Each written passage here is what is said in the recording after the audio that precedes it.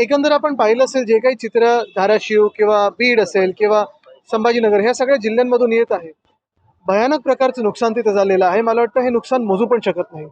ह्याच्यात महत्त्वाची गोष्ट हीच आहे की आता घोषणांचा पाऊस पाडण्यापेक्षा मदतीचा हात पुढे लगेच जाणं गरजेचं आहे.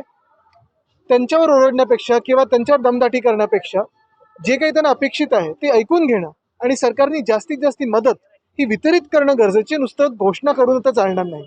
एका बाजूला आपण पाहतोय एका राज्यामध्ये जिथे निवडणूक आहेत, बिहार राज्यामध्ये, तिथे पैशांचं अमाप घोषणाच नाही तर वितरित आता करायला लागलेले आहेत. का तर निवडणुका येतात. पण दुसऱ्या बाजूला आपल्या राज्यामध्ये जी हानी झाली, जे नुकसान झालंय, आपलं राज्य असेल, पंजाब आहे, आपण पाहतोय मग इतर राज्यांमध्ये देखील असंच नुकसान झालेलं आहे.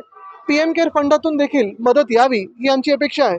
शिंदे म्हणताय की विरोधक आहेत ते टीका करण्यापेक्षा लोकांची मदत करावी आणि दौरा करावा. मला वाटतं मेंदनकडे आम्ही लक्ष देत नाही. त्यांना लोकांनी कसं परत पाठवलं आणि सगळीकडे मार्केटिंग कसं करतात एकनाथ मेंढे हे दिसलेलं. पण मला ह्याच्यात राजकारण आणायचं नाही आहे. एकच महत्त्वाची गोष्ट आहे की जे देवेंद्र फडणवीस साहेब विरोधी पक्ष नेता असताना ज्यांनी जाऊन बांधावर सांगितलं होतं ते आता त्यांनी तसं करावं.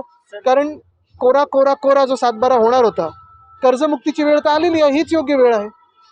सर एकीकडे धाराशिव मध्ये मोठा पूर आलेला आहे, तिकडे दुसरीकडे त्याचे जिल्हाधिकारी एका कार्यक्रमामध्ये डान्स करताना पाहायला मिळत आहे. तर सरकारच एकंदर आपण पाहिलं जसं वागतंय तर एकाला पकडून काय होणार आहे. ठीक आहे, त्याला नक्कीच त्याच्यावर कारवाई झाली पाहिजे, हे सगळं आहेच. पण महत्त्वाची गोष्ट म्हणजे मला वाटतं आता बरोबर जो प्रश्न आहे त्याचं उत्तर एकच असेल. ते उत्तर म्हणजे मदत वितरित होणं, त्यांच्या खात्यामध्ये मदत जाणं आणि कर्जमाफी होणं.